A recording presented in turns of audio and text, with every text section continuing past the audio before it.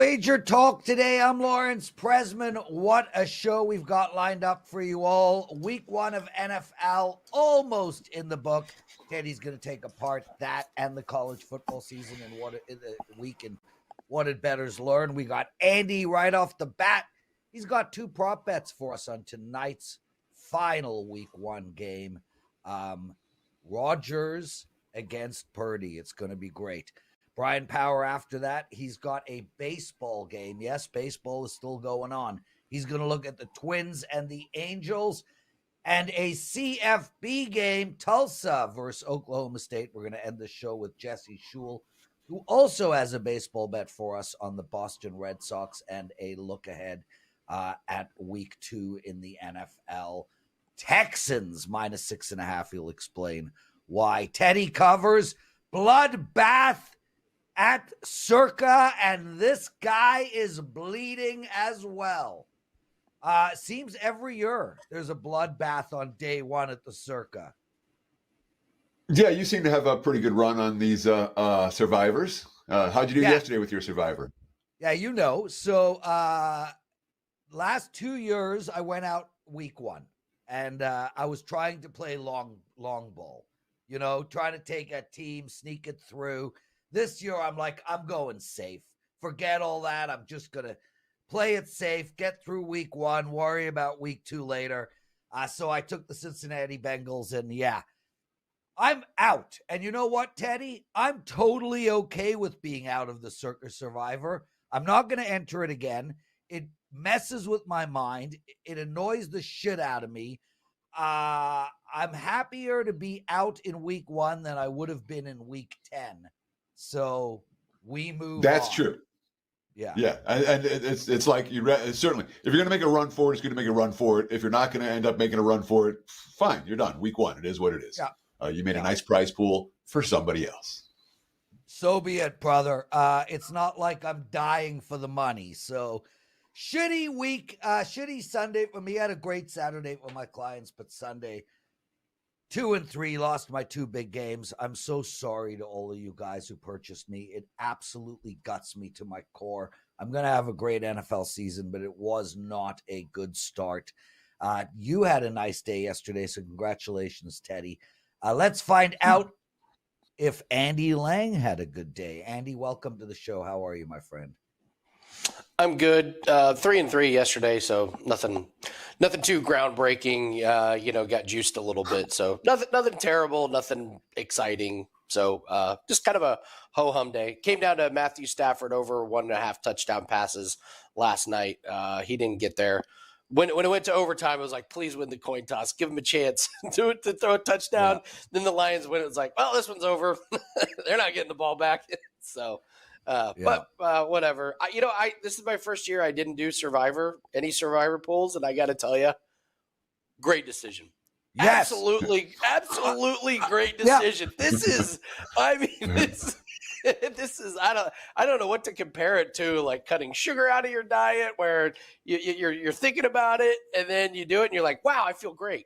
What a Although great it's worth decision. noting, the Bengals were the only popular choice that got eliminated yesterday of all the other top Circa survivor picks. Cincy was the only one that went down, but Cincy obviously was the most popular pick of all. So bye-bye. We'll see you guys next year when it comes. 35% of the entire field, 34-point change of the entire field took Cincinnati. And Andy, I'm with you, dude. Contest going into next year. They mess with my mind. And look, my 5% play yesterday, Andy, was on Atlanta. Bad call.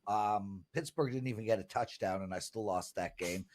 But yesterday was a day of how many turnovers can go against me in one day. So we've got that taken care of. It's out of the way. We move on to week 2. Andy, one more game left in week 1, and you've got 2 prop bets for us. One on Sauce Gardner, the other on Aaron Rodgers. Why don't you run down both of them, and then Teddy, if he has a follow-up, will jump in. Yeah, so we'll take a little sprinkle on Sauce Gardner to go under 3.5 solo tackles. There's a few things going on here with this one. It is juicy. It's minus 160. So if you're a bettor that doesn't like laying juice, this one's not for you. He only had 4 or more tackles in 4 games last year, and he landed on 4. That was his highest. So he never had more than 4 tackles in any game. And this is a guy that teams really try and avoid. I believe his future before the season started for interceptions was half because he just doesn't – teams don't throw to him. This is a Jets defensive line that's really good. I'm not sure that the 49ers are going to be attacking Sauce Gardner when you've got, guys like Christian McCaffrey and you've got Ayuk and Samuel. They could move all over the place. Kittle obviously is going to be big. And I also think this is a Jets team that's going to run quite a bit tonight. You've got Aaron Rodgers coming off of the injury. You've got Breece Hall, who's healthy. The Jets seem to really like their depth at running back. So I think this could be a real good ball control game for the Jets where they run a lot of time off the clock, less plays for the 49ers. And it's just one of those things teams really, really try and stay away from Gardner. So he just doesn't get a lot of those solo tackles. So I'll take under 3.5. Again, if you were to play this every game last year, he went 13-4. So this is a really nice track record on this play. Sauce Gardner you want me to do under. Roger? Okay. Sorry, Yeah, sure. Do I Aaron Rodgers, and we'll get back to you. I blew that one. Prez told me to do both of them, and then I paused like a dummy. Okay, so Prez, you mentioned the Falcons game. So we were doing our props show Sunday morning, and I was looking at another quarterback coming off of an injury, a little bit older, Kirk Cousins, and they had his rushing total at 3.5. And I said, are we all going to feel really stupid when we don't play Kirk Cousins under 3.5 rushing yards? Why would Kirk Cousins try and run the ball? Well, did he run the ball? No, he didn't. 0 yards rushing the under was an easy cash. I'm going with Rodgers to not run the ball at all. This is a guy that even 2 years ago in 2022, he only went over this in 7 games. He just doesn't take off and run. Now he's coming off of the Achilles injury. This is a guy that throws the ball away. I think if he gets any type of pressure from the defensive line, instead of taking off and run, he's throwing it away or he's taking a sack. And again, I expect a heavy run game, but not from him. This is going to be Breece Hall. I like this. They seem to be really high on Braylon Allen as well. So I think this is kind of in the same Kirk Cousins range where you got an older quarterback coming off a bad injury. No chance that he ends up running. And if they're ahead and they're at 0 yards and then they go into the final possession, they end up with -3 yards because they take some kneel downs. So I just don't see Rodgers taking off and running in this game. So I want to ask you about Sauce Gardner and that Sauce Gardner prop. You said under 3.5 solo tackles, -160, the current juice with that prop. When you're talking about a cornerback and solo tackles, and this is something I was just thinking about, and I don't know the answer. Do you want a pass-heavy game plan? Do you want a run-heavy game plan? Which is better for the under? Which is better for the over? Because if San Fran has a lead, we would expect them to run the football a lot more. If San Fran's feeling behind, we would expect them to pass a lot more. So the handicap of the game, in theory, could affect the handicap of Sauce Gardner. Talk to me about, would you rather have your cornerback against a running team or a passing team when you have under 3.5? On And a solo, corner, which is the key. yeah. There's a reason why I picked the solo and not the tackles and assists. I want a big running game because Chris McCaffrey hits the line. You got your defensive linemen and you got your linebackers.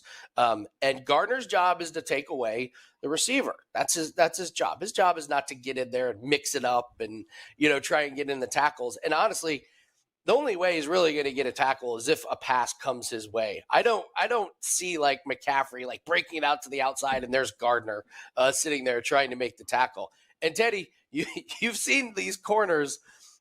These corners don't like tackling. These really, really hardcore like cover guys. They do not like getting there and making tackles. They want the linebackers to come over and help them out. They want the safeties to come over and help them out. So there's just not a lot of opportunities for Gardner to get involved. And you go down his stat sheet from last year. He adds a couple of assists here or there. He had one game against Miami where he had 4 assists. So I want to keep that category out of here. And I just want him to come under this 3.5 solo tackles. But I definitely want a big time running game. And I want San Fran throwing the ball kind of across the middle and staying away from his side of the field. There we go. Andy Lang. Oh, Teddy, man, I'm on like 19 days of not smoking. I am so phlegmed up. When is it going to end? Andy, Thanks for joining us, brother. What do you got to promote? No official client plays for tonight, for tonight's Monday night football game. I didn't get to the window on any of them, but we do have a 5% cross-sport parlay. This has been our bread and butter for this entire year. We're on an 18-7 run with these. We brought in 26 units on these just in the past 3 months. We've hit our last two. Anytime we put them up for a 5% play, they've been cashing in with some pretty big dividends. So you've got a big UFC event, UFC Noche. That is one of the events that we have in here. No place for tonight, but I really, really encourage everyone to go get the cross-sport parlay. These should be available at all your sports books. They've been a big source of income for our bankroll and for clients' bankroll as well. I know it's NFL season. I know it's college football season, but there are a lot of ways to make money these days in the gambling world. You don't just have to look at football, and we plan on doing that with this week's 5% cross-sport parlay. And we are still at plus 151 units. All sports in 2024, having a fantastic year, looking to continue that run this week. Andy Lang, thanks for joining us. If you do have suggestions, if you've been down this path before on the not smoking, I wasn't really hacking up lung for the first week, 2 weeks. Now, all of a sudden, the last 3 days, I'm a mess. I know Eric D wrote Mullion drops. I'm going to look into that. But if you guys have any advice or suggestions, put it up in the chat room or the comment section. I will read it. I need all the help I can get. I will not smoke another cigarette again, but I got to get through this period where I'm not good. Anyway, Teddy, not good. I was on the over in the Lions game last night. That's got to be one of your bad bets. That line was bet up to sky high numbers and didn't make it. It's time for your 6 Bs.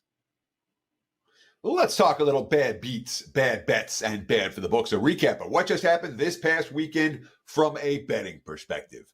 Beats? Yeah, we got some beats. How about Utah? Minus 15 against Baylor. They're up 23-0 in the second quarter. It's complete domination. Then their quarterback, Cam Rising, gets hurt. The Utes don't score another point. They miss 2 field goals, both inside 45 yards. Baylor finishes with 223 total yards, but they get the cover. 23-12 final. Utah minus the points. That was tough. During the week, Arkansas was as low as plus 7.5 against Oklahoma State. Imagine locking in at that number instead of waiting. Maybe it'll drop to 7. Better to grab the hook now. I get it. It happens sometimes. Arkansas led 21-7 at the half as 7.5-point underdogs. They covered wire to wire, but the last-second field goal forces overtime. No score in the first OT. Both teams missed field goals. Oklahoma State scores a touchdown, goes for 2, makes it in the second overtime. Arkansas doesn't score. Cowboys win by 8. Tough if you didn't get the best number with Arkansas. Now, a tough beat is not a bad beat. There's not going to be a Green Bay plus 2.5 in here. I mean, Ravens plus 3, yeah, that was kind of bad on Thursday, especially considering the best kicker ever, Justin Tucker, missed a field goal. But the Rams plus 5.5 on Sunday Night Football, yeah, that's a bad beat. They had the interception in the end zone before halftime. They still led outright in the fourth quarter. Lions touchdown in regulation would have been fine. Rams would have gotten the cover. Instead, the Lions ran out of time, kicked the field goal to tie, won the toss in OT, marched down the field, and scored the touchdown to win by 6 plus 5.5. No good. If you had LA, you did not enjoy that. Broncos, Seahawks under 42.5. That was pretty tough. Denver defense, not 1, but 2 safeties. Denver didn't score an offensive TD all day until Seattle started playing soft coverage on the last drive, up a couple of scores. And suddenly Knicks boom into the end zone. 2 safeties, and that last touchdown got Denver to 20, got the game to 46. Tough beat for underbettors. And the 6-point final margin was lousy for late Seahawks bettors. The backdoor touchdown, Seattle ended up closing 6.5. So if you got the best of the number, or you didn't get the best of the number, that one might have hurt. But the worst of the weekend, in my opinion, Titans plus 4.5. They led 17-0 in Chicago against a rookie quarterback making his first start. Caleb Williams wasn't bringing them back. Well, Chicago finished the game with 11 first downs and 148 yards of total offense. What happens? A blocked punt for a touchdown, and then an interception return for a touchdown, and then, of course, the made 2-point conversion. 0 touchdowns on offense? Well, it doesn't matter. Scored 24 points for a win and the cover. It's worth noting. You want to know how bad this beat was? In the Super Bowl era, teams that scored 0 offensive touchdowns and trailed by 17 points or more, 3 wins, 1,225 losses. And the Bears covered as chalk. Wow. It wasn't just a straight up win. Bad bets. Kentucky -6 to -10 against South Carolina. They lost straight up at home by 25. Kentucky, a bad bet. Northern Illinois, Notre Dame over got steamed up to 48. The Irish couldn't score. 20-1 dog wins outright. 16-14 final. The over there all wrong. Same story with Kansas, Illinois total. 52.5 up to 58.5. 23-17 final. Never sniffed an over. In the NFL, the Falcons got bet up to -4. They lost outright at home to the Steelers. Lots of sharp money on Carolina. They got bet down as low as +3.5. Well, that wasn't much of a game. Saints 47-10.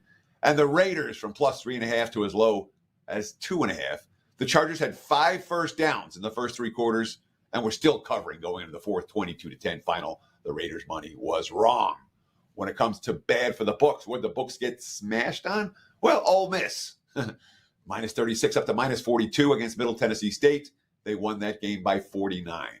Virginia versus Wake on Saturday. The Cavs, 2 fourth-quarter touchdowns to win by a single point.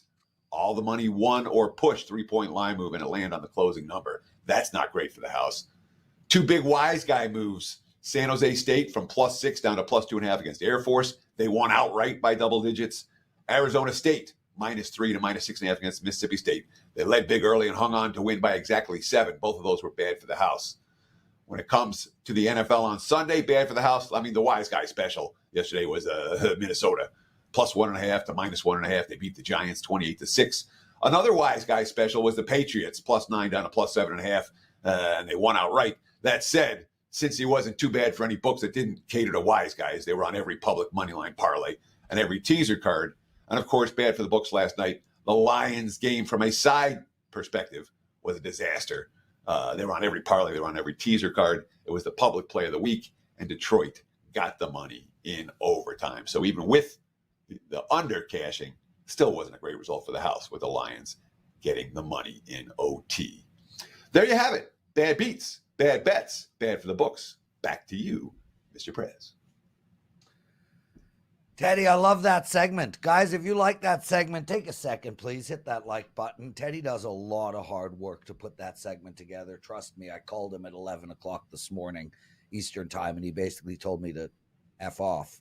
He was working on his B6 segment. So take a second, hit that like button. Last night. Oh, bugger off. Teddy, you told me to bugger off this morning. That's what you told me. Yes, you did. Yes, but it wasn't because I was working on 6Bs. Okay, fine. You did it last night. 169,000 subscribers. Let's get to 170.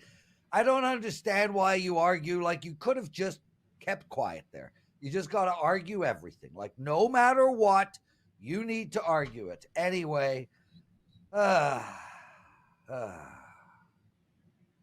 Like, subscribe, follow. We appreciate all of it. Let's bring Bryan Power in. Bry. How bad is Bryce Young, Bry? Is he going to get it together? Or is this like a No, he's not. bust? And that's a great place to start because I'd like to publicly apologize for coming on this program weeks ago and saying the Carolina Panthers were going to go over 5.5 wins. That is a loss. You could set fire to that ticket. They will not win 6. They couldn't win 6 games in the UFL, the Carolina Panthers. I hope Dave Canales rented and did not buy. And Teddy is going to actually defend my pick, I think, actually. So I can't wait to No, I'm going to talk about the not like week 1 is overreaction week. Yes. And what I expect from professional handicappers is not what we saw this week is all we're going to see ever from Carolina. I'm really surprised. I mean, one thing that separates the pro from the Joe. The Joe loses a game, go, I'm never betting that team again. I'm never doing this again. And the pro's like, hey, it didn't work out this week. Carolina might be just fine next week. Yeah. I don't think they're. I don't think they're going to be. I don't think they're going to be, Teddy. Look, Teddy. I always make the case for an ugly-looking team, and I'll tell you why a team that looked great isn't as great. I can't, man. 3 plays into the season, I was like, I hope Dave Canales rented it, didn't buy. That team was just so unprepared. You're right. There's a lot of games, but asking that team to win 6 games out of the last 16, I don't know. I don't know, man.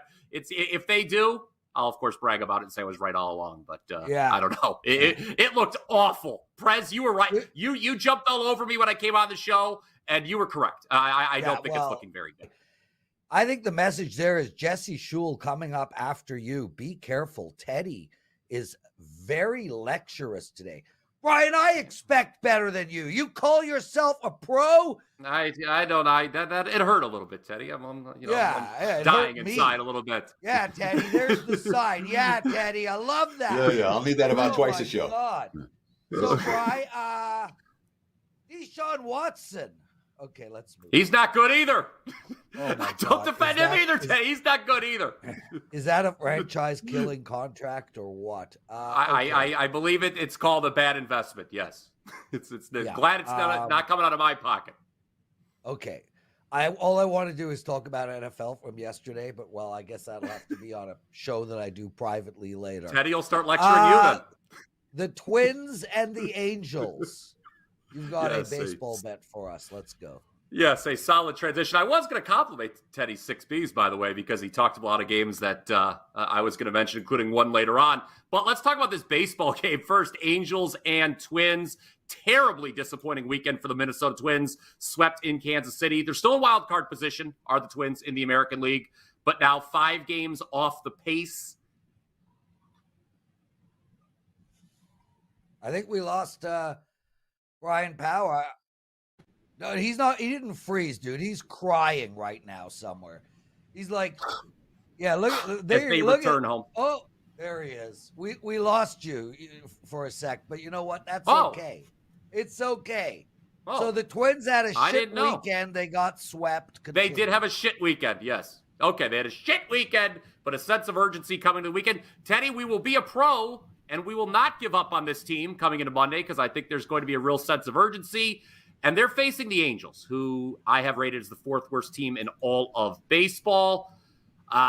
They were competitive, the Angels, on a recent homestand, but they dropped 3 of 4 down in Arlington over the weekend to the Rangers. This is an Angels team, nothing to play for, gang. Dead and buried, last place in the AL West. Ron Washington's been pretty vocal. He's just going to throw some of his young guys out there the rest of the way. Reed Detmers on the mound for LA here. Just returned from the IL, and he was pretty good, quite frankly, against the Dodgers. Not going to hand wave that, but 4 career starts versus Minnesota. Not only is Detmers winless, how about a 6.41 ERA? That's not good. And Detmers is a lefty. Why is that pertinent to this discussion? Well, Twins top 10, both batting average and WRC against Southpaws this season. David Festa starting for the Twins. I like David Festa, especially the 58 strikeouts and 47 and a third innings. And the Angels are a high K rate team, gang, 26.3% over the last 30 days. That's horrible.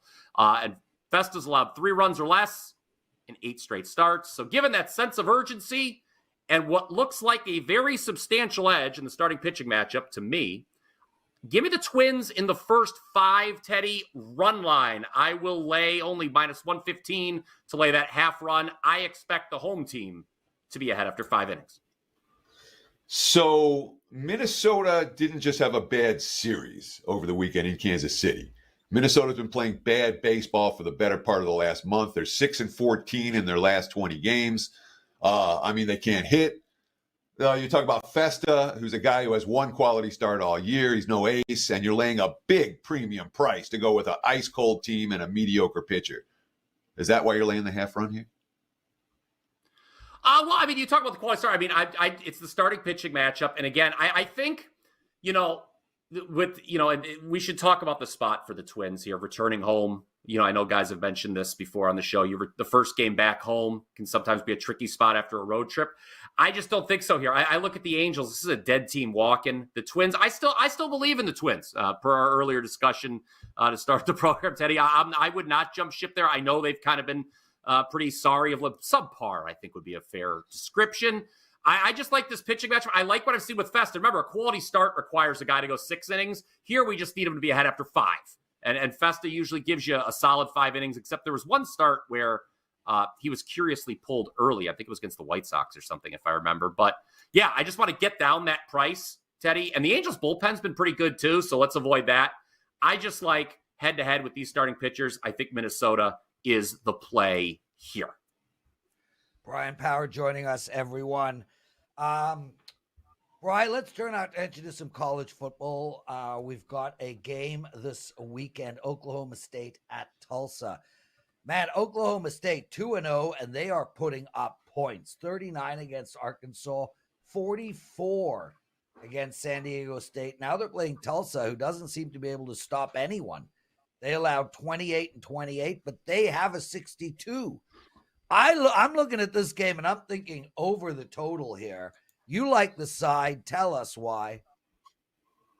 Yes, Prez, I saw you were getting very excited during my baseball breakdown. I can only assume it was because I am going to be breaking down Tulsa football here. Oh, yeah. Before we get to this game, it was a nice college football Saturday, guys, for yours truly. My three sides were Northern Illinois. Didn't need the 28, Teddy. I had L.A. Monroe as well. Didn't need the 13 against UAB. Trent Dilfer stinks, for the record. And then San Jose State, Teddy mentioned that in his 6Bs. They beat Air Force out at coaching. It was one of the worst hires in the last 5 years in college football. I don't know if he literally smells. I would assume he wears deodorant. But anyway, let's talk about this game, guys, okay? All right, you talk about the ugly underdogs that I had. I mean, imagine giving those three games out, go 3-0. I'm going to give you another ugly underdog here, Tulsa. I think it's a great spot to take the Golden Hurricane against an in-state rival. Teddy mentioned Oklahoma State in his 6Bs. I thought Oklahoma State was the most fraudulent winner on Saturday's slate. They were outgained by 300 yards against Arkansas, almost 300. It was 648 to 385 to be exact. They were down 21-7 at the half. How'd they come back, you ask? Arkansas handed them the game on a silver platter. I watched every snap of that game. There was a pick six. There was a muffed punt that led to another easy Oklahoma State score. I'm not that high on Oklahoma State coming to this year. I'll be honest with you. They're a good team, but a fringe top 25 team, in my opinion. They have experience, yes. You look at last year, though. You dig through the box scores, Teddy. I know you do this. Oklahoma State was outgained in Big 12 play last year, so I thought it was a fraudulent run they had to the Big 12 title game. And if you throw on the tape in that opening game against South Dakota State, they couldn't tackle very well. Prez talked about how maybe points, there's going to be a lot of points scored in this game.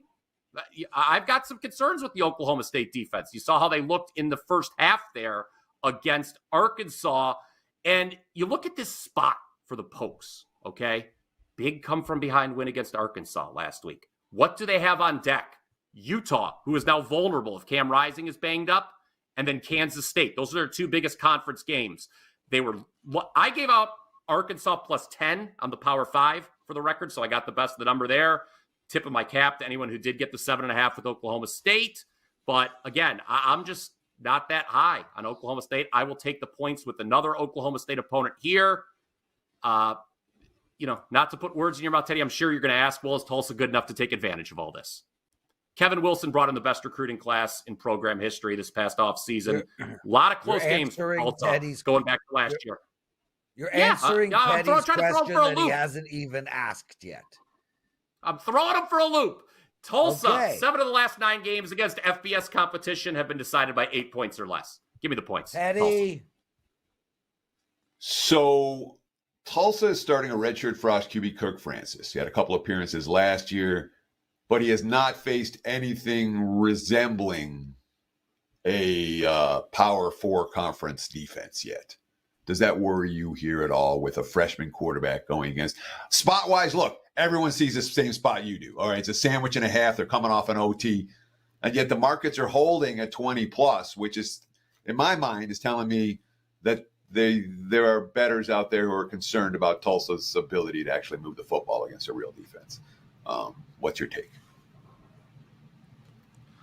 I think there's some concerns if you put on the tape for the first 2 weeks from that Oklahoma State defense. We're not going to have to score a ton. I made the number, what am I looking at, 19 here. So I think there's a little bit of value, not even at 21 on the Tulsa side. And again, it is the situation, Teddy. Obviously, Tulsa does not have as good of players as Oklahoma State.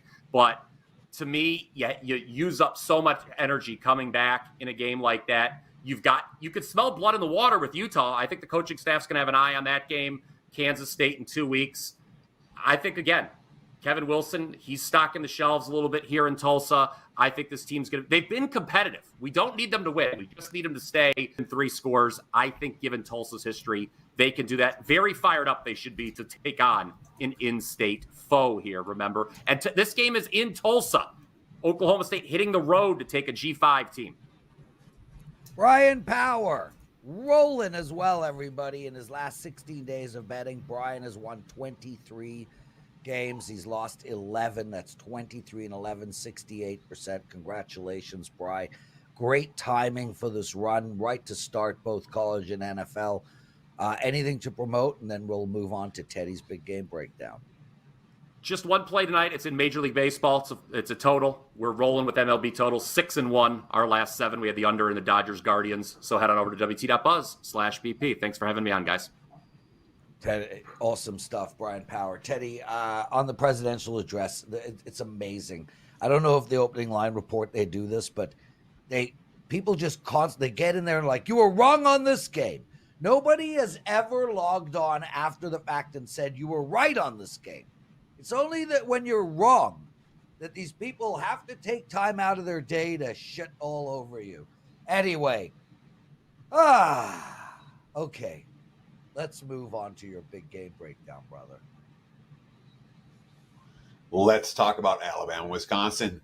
Big game breakdown for Monday. And here's the question. When we talk Badgers and Crimson Tide, does Wisconsin really have enough playmakers on either side of the field to keep this game competitive? Can this defense shut down or slow down, Jalen Milroe, Heisman Trophy candidate? We've seen the Badgers look very mediocre over the last 2 weeks. They had a 27-13 win over South Dakota. That wasn't particularly impressive.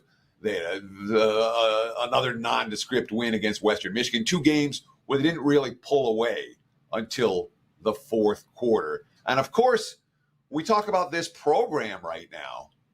There was a time that Wisconsin was capable of upsetting these sort of teams, even the Paul Chryst era. In the Luke Fickell era, we haven't seen that yet. All that being said, Fickell's talking about, hey, we've been looking forward to this game for 3 years since I got here. Quote, it's the top team in college football in the last 20 years. You guys knew it. Yeah, it was daunting. It's been hanging over the top of our heads since the time we walked in the door here. But it's also to say, hey, you got to find a way to continue to measure yourself. It doesn't mean that you don't measure yourself in the first couple of weeks. You're challenged incredibly. You'll be challenged in a completely different way, and we'll find out where we are. We're certainly not likely to see a lot of public support for Wisconsin throughout the course of the week. They've been unimpressive for extended stretches of the first 2 games. Most concerning, probably the fact that South Dakota was able to run the ball down their throat last week. And week 1 against Western, they didn't have a play longer than 17 yards. No explosiveness with Tyler Van Dyke, the running QB who won the job in camp. So we've also seen Wisconsin stepping up in class against good teams. And really, the only really good team they faced, the only team we compare to Alabama the last 2 years in the Pickle era is Ohio State. They lost 24-10 and 52-21. Not all that competitive in either defeat. Before I talk about Alabama, I do want to say we got a great deal going right now. You can save 33% off a 30-day college football pass, just $99 for 30 days, every play included. Just use code CFB99 at checkout to take advantage of that offer. Look, Alabama is still a top 5 team. They've blown out their first 2 opponents. The South Florida game wasn't a blowout necessarily. It was tighter than expected. It was 21-16 midway through the fourth, and then Bama scored 21 points in the final 6 minutes to make the final score look more lopsided than the game actually was. But we talk about Kalen DeBoer and a track record worth betting on. The first 4 weeks of the season against the spread, I got him at 7-2 against the number. And the 2 ATS losses, they were -34, won by only 33, -30.5 last week, won by only 26. I do not trust Wisconsin to hang with this level of team. I don't want the dog here. It's favorite or pass. Give us a like, give us a subscribe, and of course a comment below. We really appreciate it. There's your big game breakdown. Back to you, Mr. Prez. Teddy covers 10 minutes to go. You have your opening line report at 1 p.m. with Drew Martin. Outstanding video, everybody. Really right up there with Bet On It as one of the best pieces of content we produce. Teddy covers and Drew Martin, the opening line report, 1 p.m. Eastern. Teddy, I didn't see that promo. Can you give it out again? What was that promo? I thought. Sure. This one's actually, it doesn't start till tomorrow, so I apologize. Yeah. I gave it a day early, but nonetheless, whatever. You want to get on board, check it out. The promo is CFB 99 at checkout. You save 33%, more than 33% off a 30-day college football all access pass. $99 for a month of college football. I think that's a pretty good deal. Yeah, listen, the best deal we have is the 3 days for $49, and today is the last day you can use that promo. 3 days for $49, and then tomorrow we will have a new set of promos. Jesse Schule joining us, 9 minutes to go. We do have a hard stop today. What, do you want to fight? Is that your new thing? I'm geared up. I'm taking on all comers. I'm ready for Teddy, whatever he's bringing at me. Yeah, well, listen, hopefully he doesn't call you out for being a Joe and not a pro because you had a thought in your head. Jesse, man, outstanding freaking weekend, brother. 7-2 for your clients, 6-1 in your free solo videos. Really seeing it well. Congratulations. Well, I had a strategy, Prez, and week 1 NFL can be very perilous. So I took a light card. I only had 3 props yesterday on the opening Sunday, and I think that was a wise strategy because a lot of those games, I know everybody was on the Titans, and that would have been a heartbreaker. I would have been on that one. So I think I'm most proud of avoiding the losses rather than accumulating the wins. Brother, Carmine Bianco is one of my best friends in the whole world. He was on both the Titans and the over. Carmine is still crying somewhere right now. Let's move on. We've got a baseball play and an NFL play. Let's go with the baseball one quick. You like the Red Sox first half money line? Tell us why. Yeah, I will make it quick, Ted. Sorry, Prez. We got a pitching mismatch in favor of the home team here. Boston has won 2 of 3 at home. They don't have to travel. Baltimore comes to town. They've lost 3 of 4. And you got Cade Povich going for Baltimore, and he will face who is probably Boston's ace. Boston doesn't really have an ace, but if they had one, it would be a young guy by the name of Brayan Bello. And when I read his name, it always reminds me of Brian Bellows. And I know Prez knows who Brian Bellows is, but I bet you Teddy doesn't have a clue. Anyways, Bello is 2-2 with a 3.26 ERA in his last 5 starts. He's 2-1 with a 2.76 ERA in 3 starts versus Baltimore. I'll take the home team for the first 5. I don't trust Boston's bullpen, so I want to leave them out of the equation. So the Red Sox haven't really played good baseball down the stretch, and that's kind of putting it mildly. They're able to take advantage of some weak opposition over the weekend against the White Sox, but even there, they couldn't close it out. Before that, they got swept by the Mets. They lost the series to the Tigers. They split with Toronto. They lost the series to Arizona. Do you worry at all that Boston isn't playing good enough baseball right now, even after kind of rigging the ship over the weekend? Teddy, I'm not surprised you said that. I'm prepared for that. Yeah, no, I believe Baltimore, though, has won 12 of their last 25 games. Boston's won 11 of their last 25. So to say that Boston's been struggling, they haven't really been struggling any more than Baltimore has been. And the pitching matchup says it all. This Povich, 0-3 with a 12.56 ERA in 4 career road starts. I'm not worried about the Boston bats. They rank among the best in the majors since the All-Star break, averaging 4.9 runs per game. So for 5 innings, I will take Boston. Jesse Schule, everybody. A couple of quick things. DT plus the points rights. Prez, if it guts you out so much that you lost your 5% play, give your next 5% play out for free. DT, if you listen to me throughout the week, I gave 1 million winning free bets out. If you listened to me yesterday on Kelly's last call, everything that came out of my mouth was a winning pick. So I feel like we have symbiosis between me and the clients. I do lose a 5% play every now and again, but I hand out winning free picks on a regular basis. We have 5 minutes left, but I got to ask you guys this question. Beast Mentality, one of our best listeners, writes, should I cash out early He put down a $47 bet to win $1,600. It's a 5-leg parlay. Christian McCaffrey scoring a touchdown finishes that parlay. He could cash out at 733 or ride it to make 1,600. I voted cash out. Jesse, what are your thoughts? And then Teddy?